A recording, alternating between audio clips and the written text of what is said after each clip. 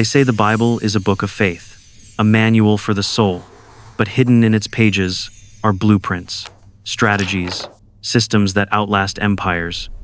Before the stock market ever existed, before gold had a price, before business had a name, there were principles, written not in ledgers, but in parables, taught not in classrooms, but on dusty roads, through stories that shaped civilizations. Because when everything collapses, when markets crash, when currencies fade, when the world forgets what value means, the same ancient truths still stand. They were never just spiritual.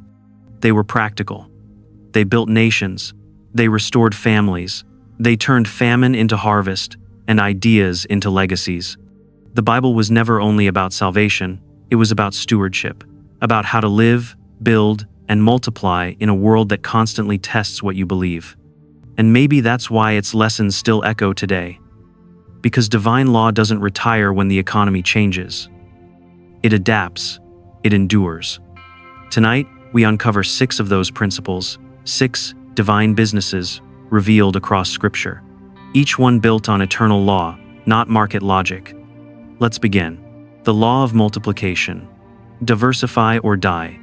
Give a portion to 7, yes to 8, for you do not know what disaster may come upon the earth.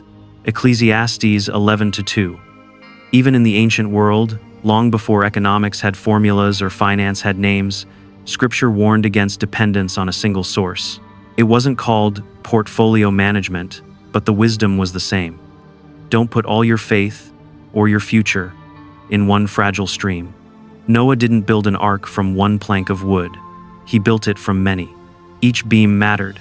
Each nail had a purpose. The Proverbs 31 woman didn't rest on one trade. She imported goods, planted vineyards, crafted garments, and sold them at the gate. Her stability came not from chance, but from diversity. The pattern begins in Genesis. Creation itself was an act of multiplication, light and darkness, land and sea, seed and tree, man and woman, generation after generation. Everything God made was designed to reproduce, to expand, to fill the earth. To stand still was to vanish. To multiply was to survive. The same truth governs every form of growth today, whether in business, faith, or personal purpose. A single opportunity can dry up. A single skill can become outdated. But those who plant in many fields, talents, relationships, ideas, never go hungry. So the first divine business is this: never anchor your future to one income, one plan, one idea. Because the God who made the seasons never intended your harvest to come from one field. In His design, the secret to lasting abundance is movement, expansion, and stewardship, not comfort. To multiply is not greed, it's obedience to creation itself, the covenant of land. Real wealth is rooted. Lift up your eyes. All the land that you see I will give to you, and your offspring forever. Genesis 13:14-15. From Abraham to Joshua, every blessing was tied to territory. Land was never just property, it was promise. It was permanence in a world of shifting sands. When God spoke to Abraham, He didn't hand him coins or cattle first. He pointed to the horizon. Ownership of land meant ownership of destiny. It meant shelter, harvest, inheritance. It meant something that could outlive the person who first received it. In Scripture, famine came and went, empires rose and fell, but those who possessed land still stood when the dust settled. Isaac sowed in a time of drought and reaped 100-fold. Joseph stored grain in barns built on Egyptian soil and fed nations. The promised land itself was not a metaphor. It was a real economy, measured in vineyards, wells, and cities. Because land anchors legacy. It produces, it shelters, it multiplies, it remembers.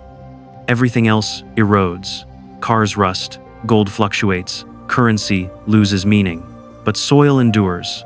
The ground beneath your feet is older than every market crash, every recession, every new technology.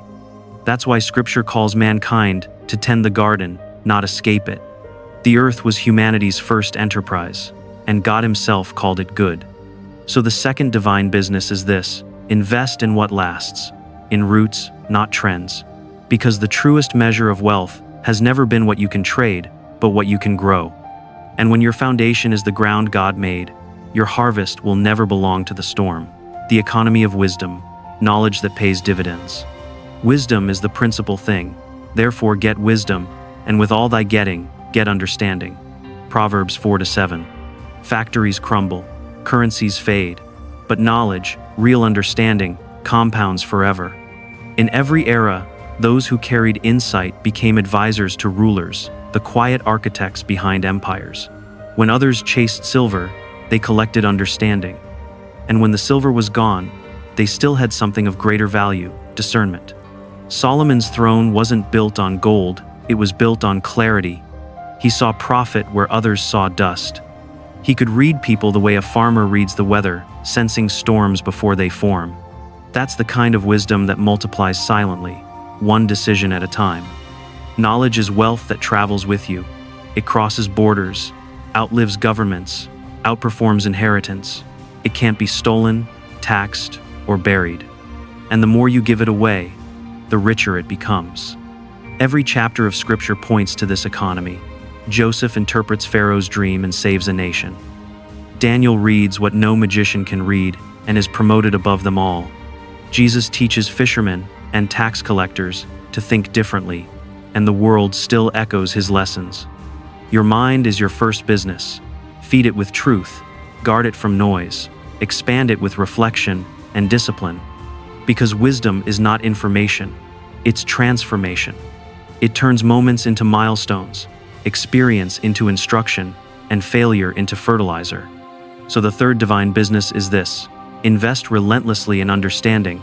Train your perception like you would a skill, because the richest soil God gave you is not beneath your feet, it's behind your eyes. And when your mind grows, everything around you follows. The business of service, the hands that heal. Whoever wants to become great among you must be your servant. Matthew 20:26. In a world obsessed with titles, power, and profit, Jesus inverted the hierarchy. He built an economy on humility. Where others competed to be first, he bent down to wash feet.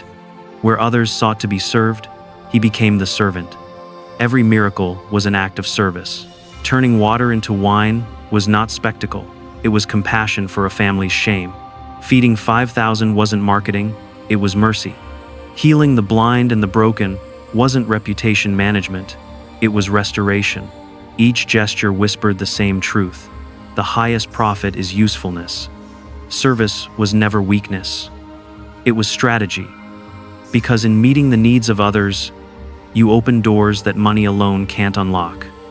Gratitude becomes loyalty, trust becomes testimony, and love becomes legacy.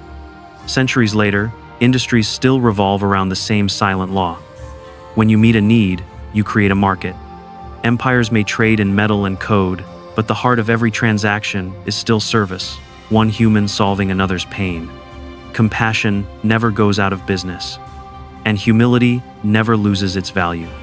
So the fourth divine business is this: serve, not as a tactic, but as a calling. Because when your hands heal, your life multiplies. The world doesn't remember those who demanded attention. It remembers those who gave it. And every time you lift someone else, you rise with them. That's the mathematics of heaven, a profit measured, not in numbers, but in names. The principle of stewardship. Manage what you're given. To whom much is given, much will be required. Luke 12:48. Every gift, every coin, every open door is not ownership, it's trust. What you hold today was handed to you for a reason, and how you manage it determines what comes next. The parable of the talents wasn't about money, it was about mindset. 3 servants, 3 chances, but only those who multiplied what they had were called faithful. The one who buried his coin didn't just lose profit, he lost purpose. Fear disguised as caution became his downfall. Because in God's design, growth is proof of gratitude. Stewardship turns small beginnings into empires. Neglect turns fortune into famine. The same principle governs every field: business, art, family, faith. Whatever you manage well increases. Whatever you ignore withers. David managed sheep before he managed a kingdom. Joseph managed a prison before he managed a nation. Neither complained about what was small, they prepared for what was coming. That is the silent secret of stewardship, excellence in obscurity. So ask yourself, are you guarding your gift or growing it? Are you maintaining what you have or multiplying it for others to benefit? Faithful stewardship isn't flashy. It's daily. It's showing up, refining, accounting, protecting, improving. It's treating every resource, time, skill, relationship as something holy. Because God never blesses waste, He blesses wisdom. And when He sees that you handle little with care, He trusts you with more. So the fifth divine business is this: manage what you're given like it already belongs to eternity. Because in heaven's economy, the true investor is not the one who gains the most, but the one who leaves nothing buried, the creation enterprise. Build like the Maker. In the beginning, God created. Genesis 1:1. The very first line of Scripture doesn't describe a prayer. It describes a project. The first act ever recorded was not worship, it was work. Before there were temples or commandments, there was creation. God formed order out of chaos, value out of void, structure out of silence. That was the original business, the divine blueprint for every maker who would follow. Creation is not a moment, it's a mindset. Every idea that becomes real, every design that solves a problem, every word that gives meaning, continues the story of Genesis 1. When we build, invent, compose, or imagine, we echo that first declaration, let there be. You were made to create. Not simply to consume or copy, but to add something that did not exist before you. A melody, a product, a vision, a change in someone's life. The act of creation is not vanity, it's obedience. Because to refuse to create is to silence the image you were made in. The Creator designed creators. And each time we bring light into dark spaces, we honor His pattern. Look at history. Every breakthrough began with courage to build. Noah's Ark, Bezalel's tabernacle, Solomon's temple. Each act of building mirrored heaven's habit of forming beauty out of nothing. So the sixth divine business is this: build like the Maker. Don't wait for permission to start. Creation itself was the permission. Take what's raw, shape it, improve it, release it. Because in God's economy, creation was the first transaction, and it's still paying dividends to those brave enough to continue it. The Bible doesn't hide its blueprint for success. It's been there all along, written in the soil, in wisdom, in service, in stewardship, and in the act of creation itself. These were never secret formulas reserved for prophets or kings. They were meant for anyone humble enough to learn and disciplined enough to build with integrity. Maybe the real question isn't whether these divine businesses fail. Maybe it's whether we're faithful enough to work them. Because faith alone doesn't build. Obedience does. Consistency does. Across every century, from ancient fields to modern cities, from shepherds' tents to digital empires, the same pattern repeats. What's built on eternal principles doesn't crack under pressure, it endures. It multiplies. So when the world shifts again, and everything that glittered fades, remember this: the foundation of truth, wisdom, and creation still stands. And that's why these were never meant to fail.